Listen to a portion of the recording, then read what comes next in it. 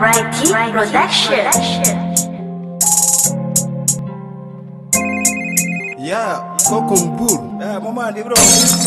le 30 décembre concert bi du yomb. Nel tekk ma wan la yoon bi ndaxte dama dis këfëte microphone ci loxo MC ni que dama sis buur mic soxla mic sur scène mu doon seen buur rabal yow sa xol la ngi fur man ak yow bakara fur dëgg buur la gën a tàng kon boy dem mburu ci fur buur mic te yëkk la fu la fekk mbëkk la nga doon fekk mu dëgg la hardcore yëfu góor mburum góor doy door ni nga nem waaw góor ma fi taxarab may papa si may papa buur kon ndigal si maa leen man haay maa leen man dëggal si naa koy xool daw ndax yàgg naa koy def dama sàpp rap dama gàpp rap dama dégg rap kon maa fi teel maa fi teew fii maa fi kaale fii ku mën na def ku mën na bàyyi ñoo ma di def rap ñun ñoo ngi ni ku mën na def ku mën na bàyyi ñoo ma di def rap ñun ñoo ngi ni ku mën na def ku mën na bàyyi ñoo ma di def rap ñun ñoo ngi ni ku mën na def ku mën na bàyyi ñoo ma di def rap ñun ñoo ngi ni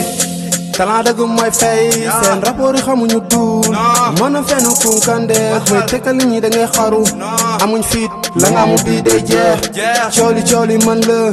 fay ma mënuñ wala dee awa mënoon ci big game ndama wala ci mim réew def ko sa bopp te go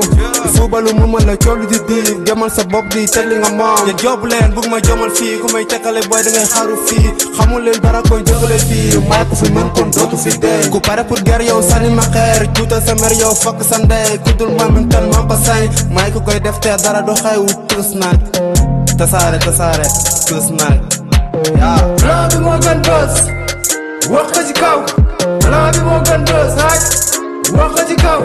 plan bi moo gën bës wax ko ci kaw plan bi moo gën bës haaj wax ko ci kaw ku mën na def ku mën na bàyyi ñoo ma di def rap ñun ñoo ngi ni ku mën na def ku mën na bàyyi ñoo ma di def rap ñun ñoo ngi ni ku mën na def ku mën na bàyyi ñoo ma di def rap ñun ñoo ngi ni ku mën na def ku mën na bàyyi ñoo ma di def rap ñun ñoo ngi ni yaa ku mën na def ku mënul na bàyyi Ibro la man aka Nigo Bour what's up ci affaire yi woo